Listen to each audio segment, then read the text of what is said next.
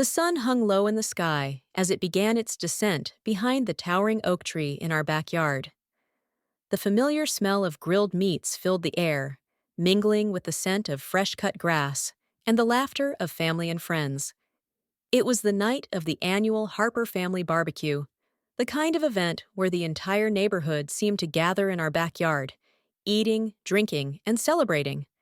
But for me, it wasn't just a barbecue. It was an annual reminder of the role I played in my family. I stood by the garden gate, looking out at the scene before me. Savannah, my older sister, stood center stage, as usual. Her golden curls bounced as she took her place on the makeshift stage we'd set up in the corner of the yard, the same spot where she'd sung every year for as long as I could remember. The spotlight always fell on her, and that was fine, I supposed. Everyone in our family adored her. And it wasn't that I didn't love her. I did, deeply. But there was something that always gnawed at my insides when I watched her, something I couldn't name.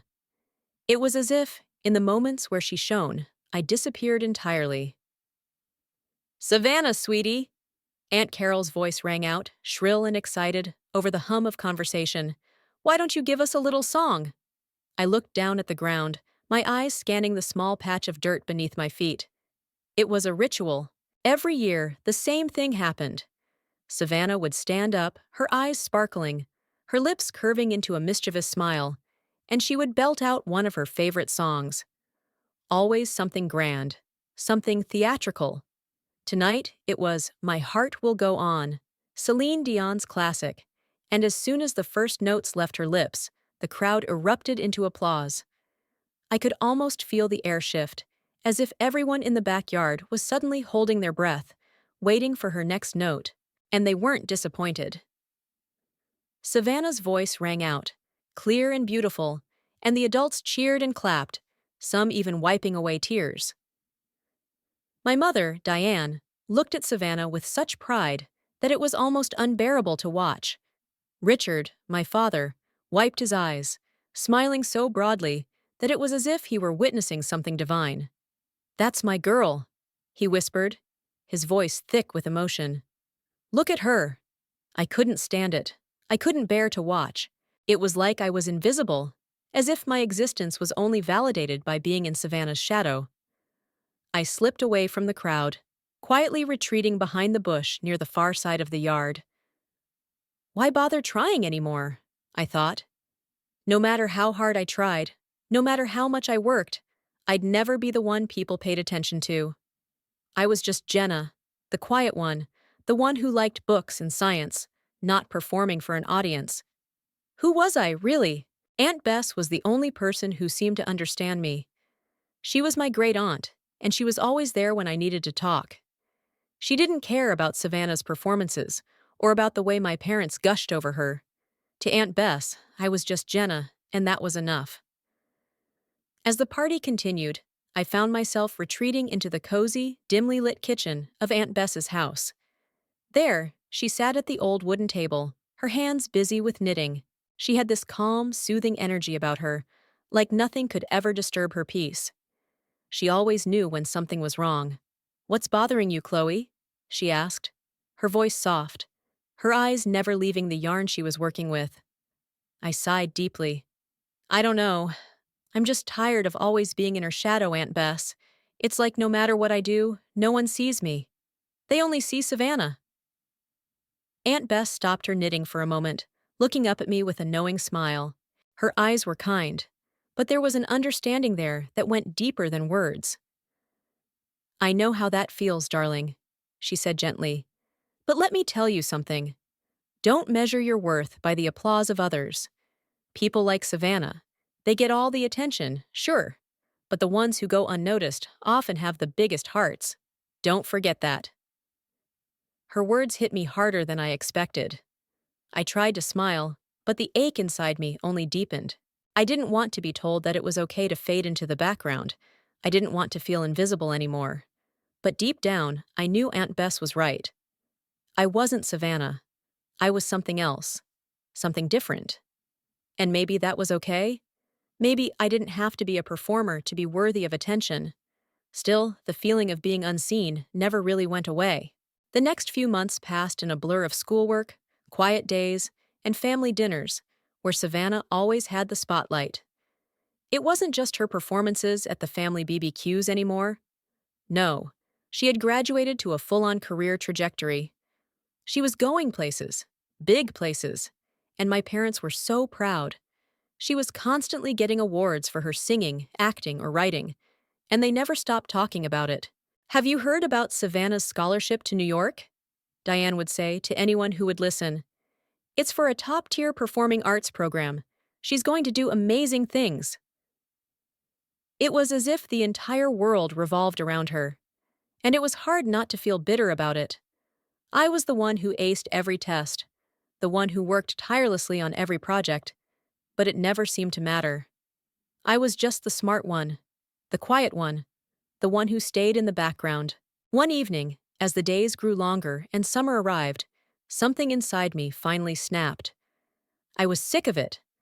I was tired of watching Savannah go off to one audition after another while I stayed home, invisible. I was tired of feeling like the family's afterthought. It happened at dinner, the usual gathering of the family. My parents were fussing over Savannah's latest achievements, and I felt myself shrinking. But then, something unexpected happened. I stood up, surprising myself more than anyone else. "I'm going to college too," I said, my voice trembling but firm. "I'm going to study management. I've been accepted into the University of Texas." The room fell silent. Dead silent.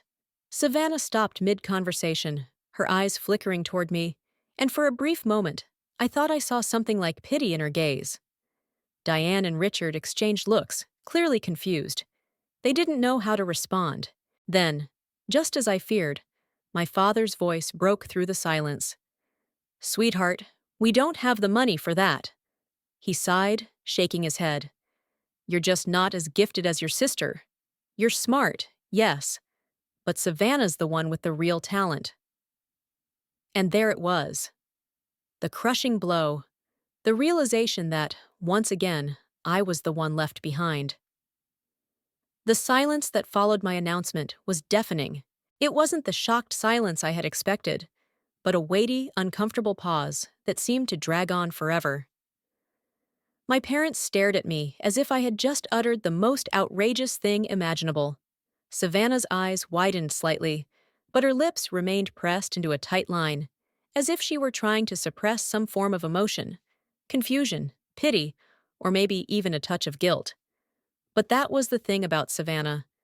She was never really aware of how I felt, and if she was, she didn't know how to deal with it. To her, I was just, "Jenna, you want to go to college?" my dad finally said, his voice low and almost amused, like he couldn't quite believe what I was saying. He set his fork down and wiped his mouth with a napkin. "Honey, we've been over this. Your sister's been working hard to get where she is. You're not even gifted like she is." I felt my heart drop at his words, but I stood my ground. I wasn't about to let him see how much his words hurt me. He had said this kind of thing to me before, but it never stung any less. "I don't need to be gifted to go to college. I have been working just as hard as Savannah, if not harder." I could feel the heat rising in my cheeks, my voice trembling with the raw emotion that I had been bottling up for years. "I've been accepted to University of Texas. I'm going, whether you help me or not." The room seemed to freeze as my words hung in the air. Savannah, still sitting at the table, glanced at me with a look of disbelief, like she couldn't fathom the idea of me going to college. Not in the same way she would, at least. She had already paved the path for herself, while I had always felt like I was chasing something I could never catch. "You don't have the money, Chloe." My mom, Diane, spoke up, her voice tight with concern. "We don't have the funds to send you there. We spent everything on Savannah's tuition and her future. You know that. Besides, you can always work at the restaurant with Uncle Joe after graduation." Her words hit me like a slap. It wasn't the first time I had been reminded of my place in this family. I was the one who was supposed to just fall in line, work, get by. But that was never enough for me. I was always pushed to the sidelines, to the background, to fade away into obscurity, while Savannah was lauded as the family's star. I fought the tears that threatened to escape, but I couldn't hold them back any longer. Why was it that everything Savannah wanted she got? Why wasn't I enough? I didn't wait for them to respond. I stormed up the stairs, my heart pounding in my chest, and slammed my bedroom door behind me. I felt like a caged animal, my body trembling with anger and frustration. How could they do this to me? How could they belittle my dreams, my hard work, and dismiss them so easily? I collapsed onto my bed, burying my face in the pillow to muffle the sound of my sobs. The overwhelming sense of rejection, of not being seen, was suffocating. I wanted to scream. I wanted to shout at the top of my lungs that I was good enough, that I deserved a chance just as much as Savannah. But instead, I lay there in the silence, letting my tears soak the pillow. It wasn't until the middle of the night that I heard a gentle knock at my door. "Jenna!" It was Aunt Bess. Her voice was soft, calm, the way it always was when she approached me with concern. I wiped my face and quickly pulled myself together before opening the door. She didn't wait for an invitation. She stepped inside and sat on the edge of my bed. Her presence was comforting, and for the first time that night, I felt a tiny flicker of peace. "Tell me what happened, honey," she said gently, her hand on mine. Her eyes were filled with understanding, but there was a sadness there too, like she knew how much I had been holding inside for far too long.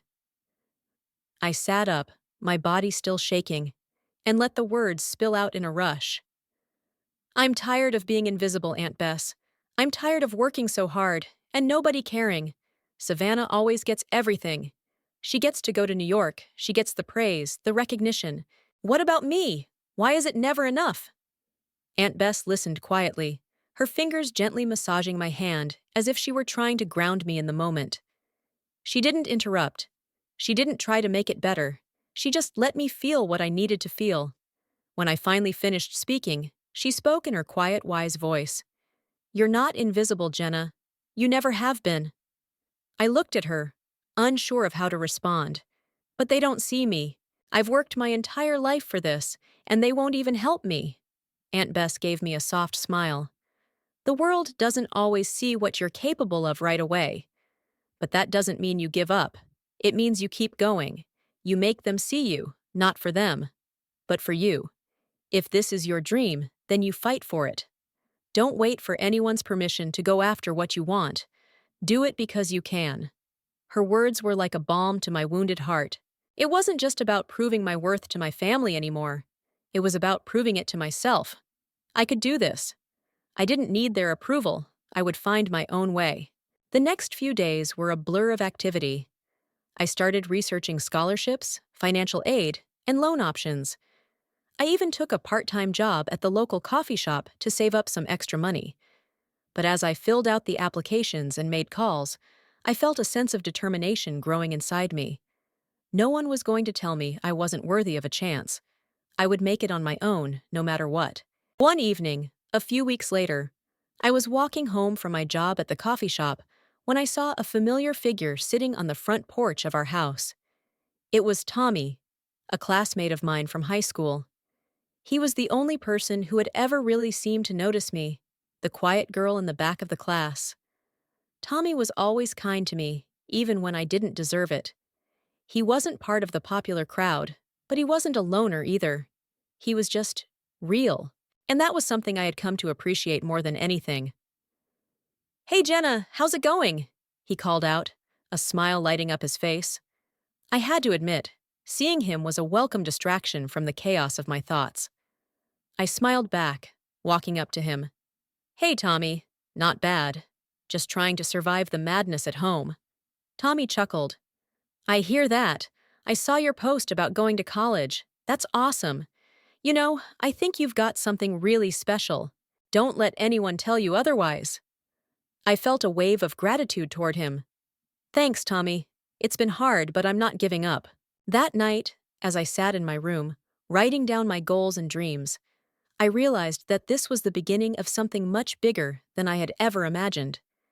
It wasn't just about the college degree or the success.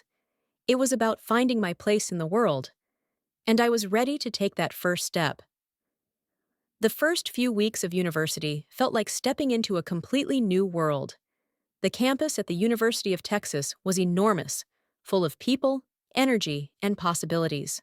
It was a far cry from the small, quiet town I had grown up in, where the streets were lined with familiar faces, and the boundaries of my world had always felt so limited. Here, in Austin, everything felt fresh, unpredictable, and for the first time in my life, I wasn't just a girl standing in someone else's shadow. I wasn't the sister of Savannah. I was Jenna Harper, and that alone made me feel like I was finally starting to breathe again. But the excitement didn't last long.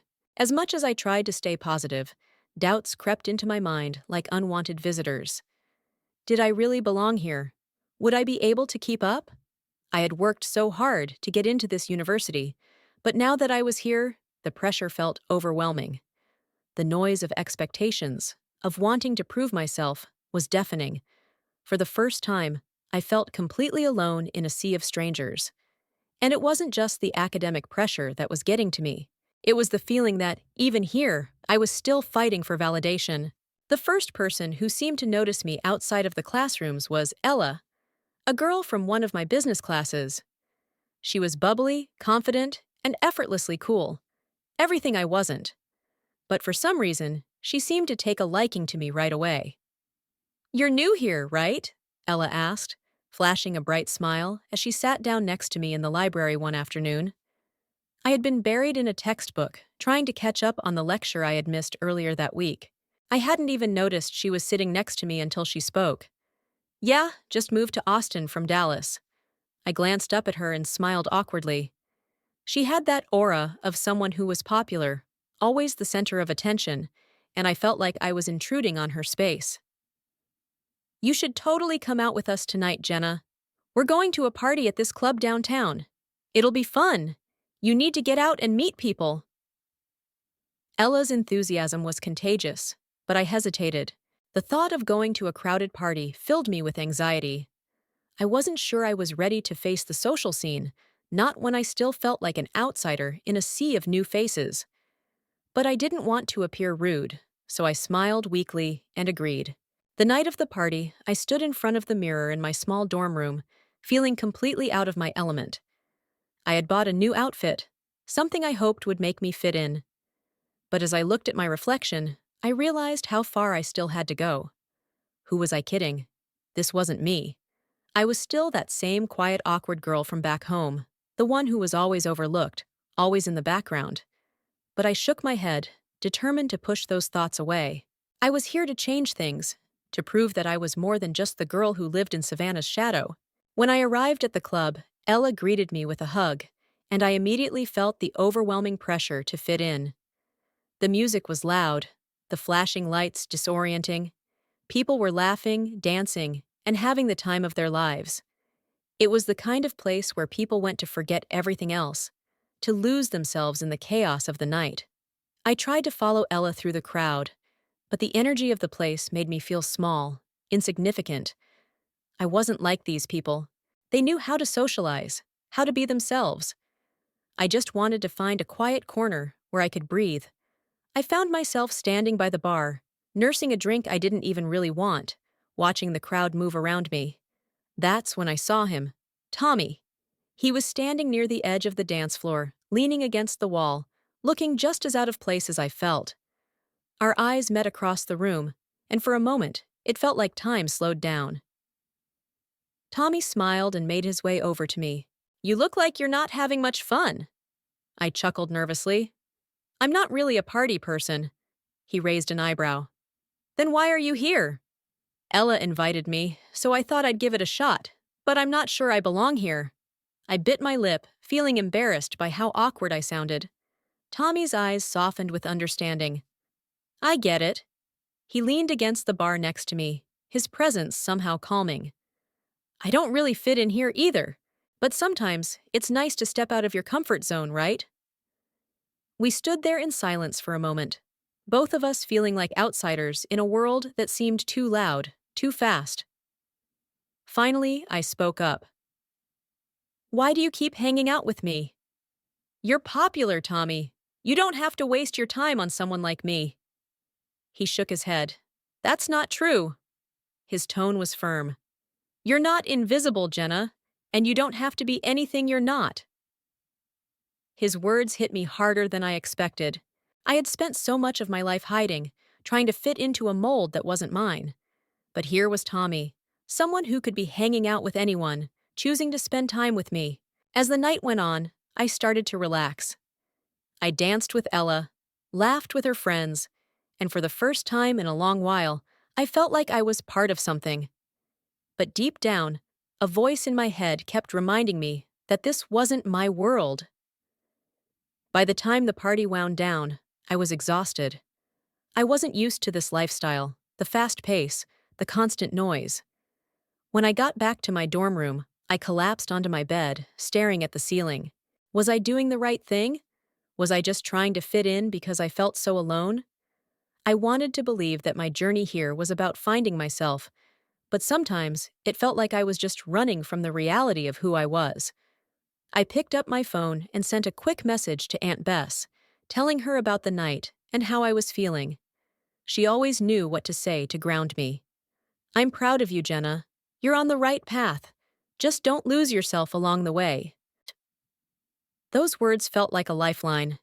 Maybe I wasn't completely lost after all. The following weeks at school were a whirlwind of lectures, assignments, and late nights spent at the library. But every time I felt overwhelmed, I thought about the conversation with Tommy, about how he made me feel like I didn't have to change who I was to fit in. Slowly, I began to find my footing. I started speaking up more in class, asking questions, and even joining study groups. My professors took notice of my hard work, and for the first time, I felt like I was being recognized for my mind, not just my appearance. I wasn't just Jenna, the quiet girl anymore. I was Jenna, a college student, and I was capable of achieving everything I set my mind to. It had been months since I'd moved into my dorm at the University of Texas. The initial excitement of beginning college had started to fade into the grind of daily life. The first few weeks had been a blur, a rush of new faces, new routines, and endless assignments. But now, as the semester settled into a rhythm, I was finding that the weight of expectation wasn't just something that hung over me at home. It had followed me here to the campus, and it felt like it was getting heavier every day. I had managed to make a few friends, Ella being the most prominent one. She introduced me to her circle, and while I didn't necessarily fit in the way she did, I was starting to get comfortable with the group. They were kind, easygoing, but they all had their own lives to lead. None of them really knew me, not the real me. The hardest part was balancing the pressure to succeed academically, while also dealing with the constant pull of my family's expectations. My parents, especially my mother, kept reminding me of the sacrifices they had made for Savannah. It was as if every time I succeeded, they couldn't help but compare my achievements to hers. They didn't mean to, but the comparison was always there, unspoken yet ever present.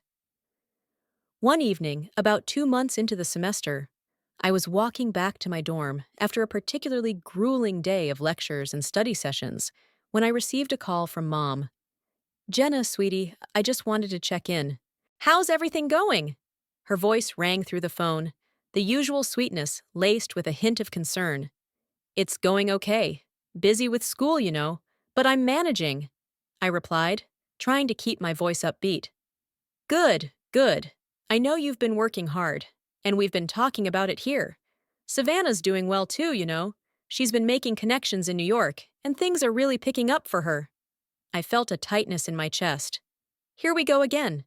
The comparison, the constant need to remind me that Savannah was always the one who was going places. "Yeah, I saw her pictures. She looks great." I forced a smile as I said it. There was a pause on the other end. I could hear my mom's hesitation, as if she was choosing her next words carefully. "Well, sweetheart, we've been talking, and we just wanted to make sure you're still on track with your plans. I know things are different for you now that you're in college, but you'll have to figure out what's next, won't you?" The implication was clear. What are you going to do with your future? But somehow, it felt like they expected me to be more like Savannah, more decisive. I'm fine, Mom. I'm working on it. But I've got my own path, okay? I'm not Savannah. I can't do everything the way she does it. I heard the sigh on the other end. Of course, sweetie. We're just concerned about you, that's all. The conversation ended with me feeling the familiar sting of inadequacy. My mother didn't mean it, but every word felt like a reminder that my family didn't understand me.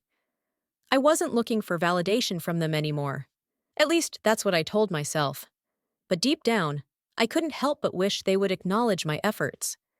I wasn't trying to be like Savannah. I was trying to be myself. The next day, after classes, I met up with Tommy for lunch. He had been my constant source of support, even though I hadn't fully realized how much I relied on him until recently. We hadn't seen each other in a while, and I was eager to catch up.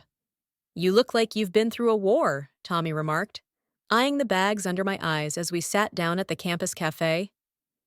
"It feels like it," I replied, rubbing my eyes. "I don't know. It's just been a lot lately. School, family, everything." Tommy gave me a knowing look. "I get it. Your family's still on your case about college stuff, huh?" I nodded, feeling a lump form in my throat. "Yay. It's like they're always comparing me to Savannah. Like I'm never going to be enough, you know? I don't even know why I bother sometimes." Tommy leaned back in his chair, his brow furrowing. "You know that's not true, right? You don't have to prove anything to them. Hell, you don't have to prove anything to anyone. You're doing this for yourself." His words struck me in a way I hadn't expected. I was so used to being the quiet one, always second to Savannah, that I had forgotten what it meant to do something for myself. Tommy had always seen me in a way that no one else did, not as someone to be compared to others, but as me, just Jenna. "I know," I said quietly, my gaze dropping to the table. "It's just hard to forget what they think of me." "You'll get there," he said, his voice warm and reassuring. "You're stronger than you think, I've seen it." That afternoon, as I walked back to my dorm, I found myself thinking about Tommy's words. Maybe he was right. Maybe I had been so focused on trying to meet everyone else's expectations that I had forgotten about my own. It wasn't about what my parents thought or what Savannah was doing. It was about me, my journey, and my own aspirations. I made a decision then and there. I wasn't going to wait for anyone's approval anymore. I was going to fight for my own future, no matter how hard it might be. I would carve my own path, without comparing myself to anyone, not even Savannah. The weeks that followed were some of the most transformative of my life. I threw myself even deeper into my studies, and for the first time, I truly felt like I was learning for myself. I began to excel in my courses, surpassing even my own expectations. But it wasn't just academics that I focused on. I started exploring extracurricular activities that aligned with my passions, particularly in the management and leadership areas I had always dreamed of. One evening, after a long day of studying and attending a student organization meeting, I received a message from Savannah. It had been weeks since we had spoken, and I was surprised to hear from her. "Hey Jenna, I was just thinking about you. How's college going?" I stared at the message for a moment, unsure of how to respond. Part of me wanted to tell her everything, to lay out all the feelings of frustration, the isolation, and the pressure. But another part of me wanted to keep it simple, not make it seem like I was complaining about my life. "It's going well," I typed back, my fingers hovering over the keyboard. "A lot of work, but I'm managing."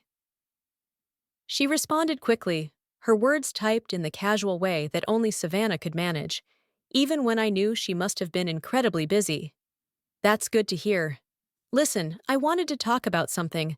Mom and Dad are asking about you again. They want to know what you're planning to do after graduation. They're still worried, I think." I froze. Why? Why couldn't they just leave me to figure things out on my own? Why couldn't they understand that I didn't need their constant supervision? "I'm fine, Savannah. I'm doing this on my own. I'll figure it out. Don't worry about me." The response came almost instantly, but this time it felt different. Savannah's words weren't just casual anymore. They carried an understanding I wasn't used to. "I get it, Jenna. You don't have to explain, but I do want you to know. I'm proud of you, really proud. The sincerity in her message caught me off guard. For the first time in my life, it felt like Savannah wasn't just the star of the family. She was also someone who could see me, not as a shadow, but as my own person. The weeks after my conversation with Savannah were both exhilarating and painful. On one hand, I was beginning to see myself more clearly than I ever had before. My grades were improving, my professors were recognizing my dedication, and I was starting to get involved in projects that excited me. On the other hand, the weight of my family's expectations still loomed over me, like a shadow I couldn't quite shake off. It wasn't that they meant to be oppressive. They just didn't understand what I was going through, what I needed. They had never seen me for who I really was, for who I was becoming. I sat at my desk late one night, the glow of my desk lamp casting long shadows across the room. My textbooks were spread out in front of me, but my mind wasn't on the pages. Instead, I found myself staring at my phone, contemplating the message I had received from my mom that morning. Jenna, I think it's time you start considering your future seriously. We can't keep sending you money forever. Savannah is working hard, and we're all counting on her to help support the family. We need you to think about how you're going to support yourself. Her words gnawed at me, digging into the soft places I had tried so hard to protect. Savannah, always the one they turned to, always the one who got the praise and the validation. I tossed my phone onto the bed, feeling the anger build inside of me. Why couldn't they see? Why did they always compare me to Savannah? I wasn't her. I never would be. But that didn't mean I wasn't worthy. The frustration I had been carrying for so long finally bubbled over, and I found myself pacing the small space of my dorm room, trying to shake off the feeling of being trapped. I don't need them, I whispered to myself. I'll prove it. I'll prove that I can do this on my own. It wasn't long before I received a call from Tommy, as he had been my anchor through this entire experience. He had seen me at my lowest, at my most vulnerable, and still treated me like I was worth something. That was rare. People didn't often see me for who I truly was. They only saw the quiet girl, the one who hid behind her books. But Tommy, he had always seen more. Hey, Jenna, you okay? Tommy's voice on the other end of the line was soft but steady, like a constant presence in my chaotic world. Yeah, I'm fine. Just dealing with some things with the family. I paused, biting my lip as I considered whether to say more. I knew Tommy would understand, but I didn't want to burden him with my issues. But I couldn't help it. He had become one of the few people who truly understood me. They don't get it, Tommy. They keep telling me to figure things out, to get a job, to be like Savannah. There was a long silence, and for a moment, I thought he had hung up. But then his voice came back, calm and reassuring. Jenna, you don't have to prove anything to anyone, especially not to them. You're doing this for you, remember? I closed my eyes, letting his words sink in.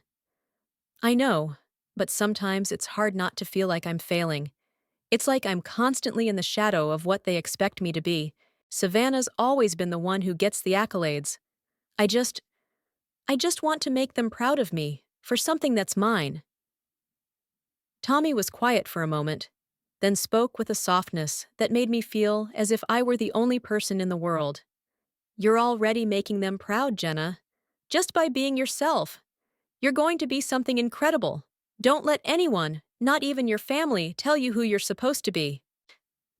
His words, as simple as they were, cut through the chaos in my mind. Maybe he was right. Maybe I didn't have to follow the path they had set for me. Maybe I could create my own path, one where I was free to be who I wanted to be. The next day, I made a decision. I was going to talk to my parents. I wasn't going to let them continue to define my future for me. It was time for me to take control, to stop waiting for their approval. I had earned my place here. I had earned my future, and it was time they saw that. I called home that evening. When Diane answered, I could hear the faint sound of laughter in the background, likely from Savannah or another family member. The usual noise that always filled our house, the noise that made me feel even more invisible. Hey, Mom, can we talk? I said. trying to keep my voice steady. There was a pause on the other end before Diane responded, her tone cautious. Of course, sweetheart. What's on your mind? I swallowed hard, my nerves rising. This was it. I had to be honest, no matter how difficult it was. I've been thinking a lot about what you said, about how I need to figure out my future. I took a deep breath. And I've made my decision. I'm going to keep going to school. I'm not going to quit. I'm not going to get a job at Uncle Joe's restaurant. I'm going to make this work, and I'm going to succeed. I could hear the shock in my mom's voice as she processed my words. Jenna, honey, we're just trying to make sure you're set up for the future. You know things aren't easy right now, and we just want you to be practical. Savannah is working hard to support everyone, and I'm not Savannah, I snapped, feeling the anger that had been building up finally explode. I'm not going to keep living in her shadow. I'm my own person. I can do this on my own, without having to follow her path. There was a long silence on the other end of the line. Then my mom spoke, her voice softer, almost resigned. Jenna, we just want what's best for you. We always have. But if this is what you want, then we'll support you. But you have to promise me you'll be careful. I will, I promise, I said, my voice firm now. This is my choice, and I'm going to make it work. The call ended, and I sat in the stillness of my room, feeling a strange mixture of relief and apprehension. I had taken the first step. I had finally spoken my truth, and for the first time, I felt like I was taking control of my future. But there was still so much to prove. I wasn't just fighting my family's expectations anymore. I was fighting for my right to be myself, to carve my own way in the world. The weeks that followed were a blur of hard work and determination. I threw myself into my studies, joined extracurricular activities, and began to build connections with professors and fellow students who saw me for who I was. I wasn't just Jenna, the quiet girl who lived in someone else's shadow. I was Jenna Harper, a woman determined to make her mark in the world. And for the first time in my life, I felt like I was exactly where I was supposed to be. The weeks following my conversation with my mother were a turning point. I was no longer just a passive observer in my life, watching from the sidelines as the world moved around me. I had spoken up, and now I had to live with the consequences, good and bad. The weight of the decision I had made pressed down on me daily, but there was a new energy inside me. I was determined to push forward, to prove not only to my family, but to myself, that I could make my own way. It wasn't easy. There were moments when doubt crept in, like when the piles of homework and assignments threatened to drown me. But I learned to rise above it, to face the stress head on. I had made the decision to take control, and there was no turning back now. One afternoon, I was sitting in the student union, catching up on some readings for my management course, when I received a text from Ella. Hey Jenna, are you free later? A bunch of us are going out to celebrate the end of midterms. You should come. I hesitated for a moment. Going out with Ella and her friends meant stepping out of my comfort zone, something that had become a constant struggle for me. I wasn't like them, carefree, outgoing, always in the middle of things. But I also realized something important. I wasn't just trying to prove something to my family anymore. I was trying to figure out who I was, outside of their expectations. Maybe it was time to finally break free of the shell I had built around myself. Sure, I'll come, I typed back, trying to hide the nerves that bubbled up inside me. Later that evening, I found myself standing outside the nightclub, the bright lights reflecting off the wet pavement. The music pulsed from inside, the bass vibrating through the ground. I took a deep breath and reminded myself that I didn't have to pretend to be someone I wasn't. I wasn't doing this to impress anyone. I was doing it for myself. Ella greeted me with her usual wide smile and a tight hug. I'm so glad you came, Jenna. I know this might feel a little out of your element, but it'll be fun, trust me. I smiled, but it felt forced. I wasn't sure what I was hoping to get out of this night. Part of me was excited, eager to be part of something outside of my schoolwork and family drama. The other part of me was terrified. terrified of being exposed, of being too different, of standing out in a way that made me uncomfortable. As the night wore on, I found myself in the center of the group, laughing and dancing to the music. For the first time in what felt like ages, I allowed myself to relax, to feel alive in the moment. The people around me were friendly, and I started to feel a connection with them, even though I still wasn't sure if I truly belonged. But there, amidst the flashing lights and pulsing beats, something inside me began to shift. Maybe this was part of my journey. Maybe I didn't have to have everything figured out. Maybe I could simply enjoy the process of finding out who I was, without pressure or judgment. A few days later, I was sitting in my dorm room, flipping through a journal I had started to keep. Writing had always been a way for me to sort through my thoughts, to untangle the mess of emotions that swirled in my head. I had written down my feelings about the family conversation, about Savannah's success, and about my own path.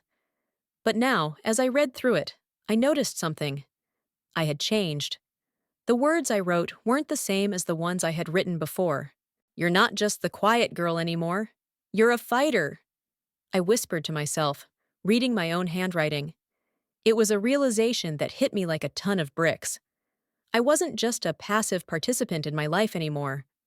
I was taking control, and it felt like a revelation. But then my phone buzzed. It was a message from Savannah. "Hey Jenna, how's college going? I haven't heard from you in a while. I know things have been tough, but I just want you to know that I'm here if you need anything." Her message was kind, but it carried an underlying note of something I couldn't quite place. Sympathy? Or was it guilt? I had always wondered how Savannah saw me, if she ever understood what it felt like to be in my shoes, to be seen as the lesser sibling. I stared at the message for a long time, the words swimming in front of me.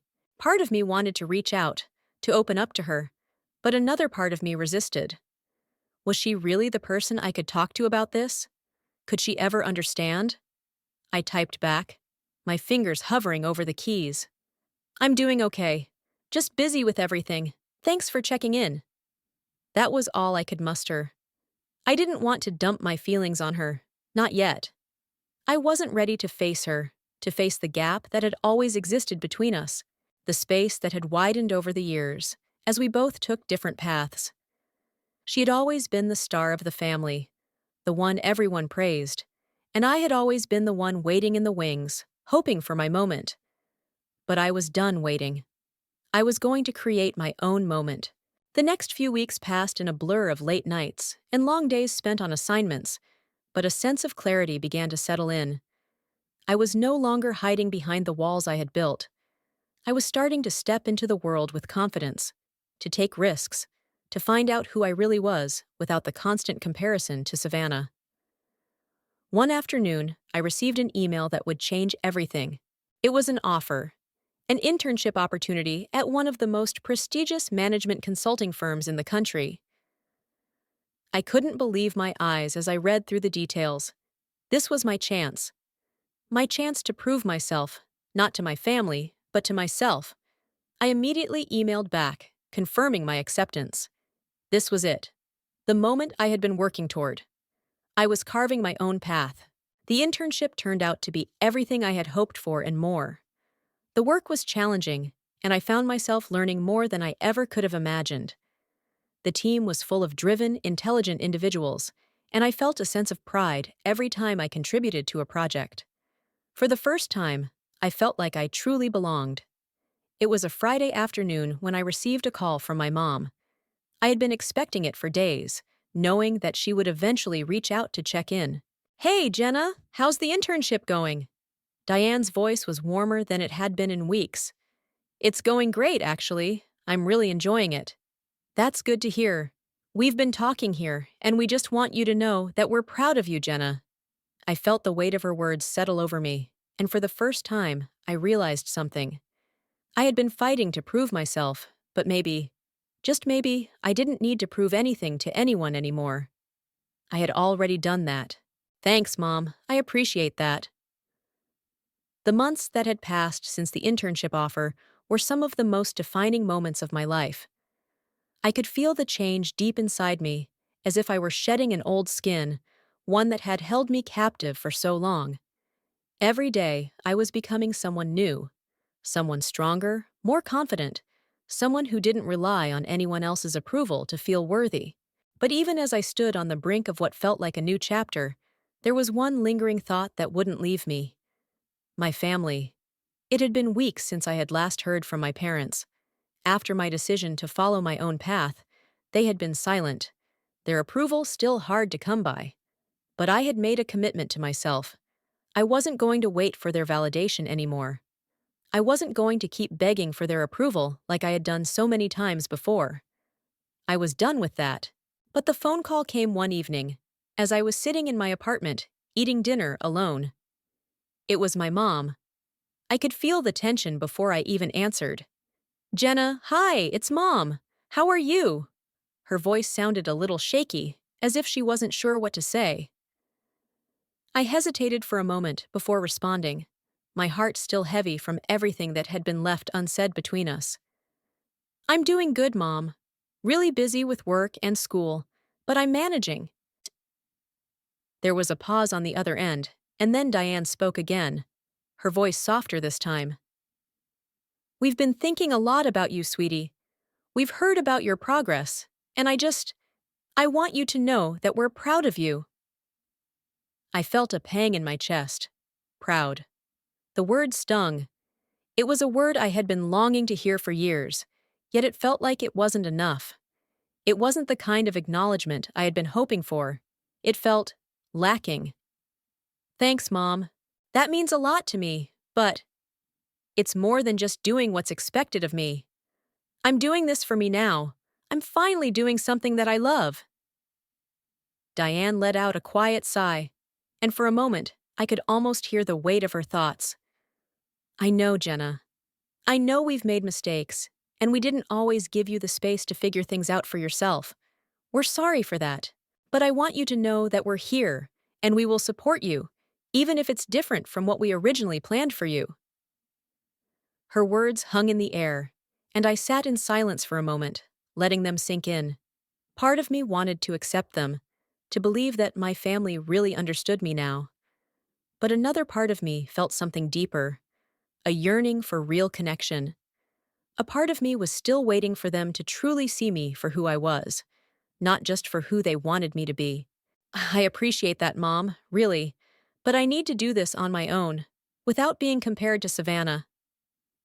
The words were out before I could stop them, and I felt a heavy silence settle between us.